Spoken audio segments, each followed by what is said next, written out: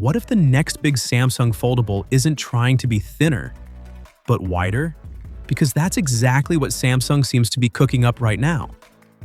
With Apple's first ever foldable iPhone rumored for a September 2026 launch, Samsung isn't just sitting back.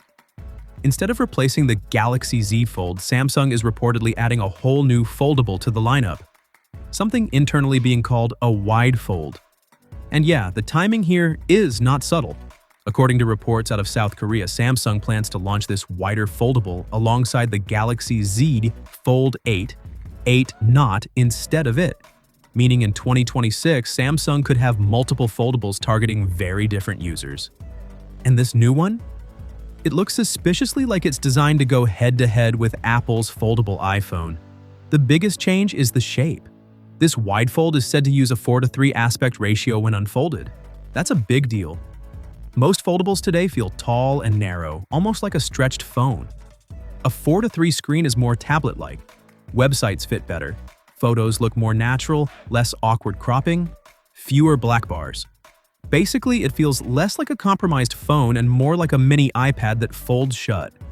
The inner display is rumored to come in at 7.6 inches, which is almost identical to Apple's foldable iPhone panel, said to be around 7.58 inches. Even the outer screen sounds familiar. A 5.4-inch cover display very close to Apple's rumored 5.3 inches.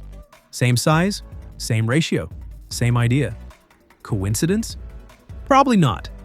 Samsung has already fixed a lot of the classic foldable problems with the Galaxy Z Fold 7. It's thinner, lighter, the crease is far less obvious, and the cameras are finally good enough that they don't feel like a compromise anymore. So now that the basics are solid, Samsung's next move seems to be experimentation. Different shapes, different use cases, more choice. And this wider design could genuinely appeal to people who never liked the tall, narrow fold look. If you've ever picked up a fold and thought, why does this feel so cramped when open? This might be Samsung's answer. There's also some interesting tech rumored on board. This wide fold could be Samsung's first foldable with Qi 2.2 wireless charging and built-in magnets, similar to what we're expecting on the Galaxy S26 Ultra. That means better alignment, more efficient charging, and potentially a whole ecosystem of magnetic accessories. Fast wireless charging is expected too, reportedly up to 25 watts. The strategy here is pretty clear. Samsung wants to launch this device months before Apple enters the foldable market. Get people locked into the ecosystem early, offer them a foldable that feels familiar, practical, and maybe even more refined by the time Apple shows up. We've seen something similar before. Oppo once experimented with shorter, wider foldables, like the Find N series, before eventually switching to Samsung's taller design. Now Samsung might be doing the reverse, going wide just as Apple steps in.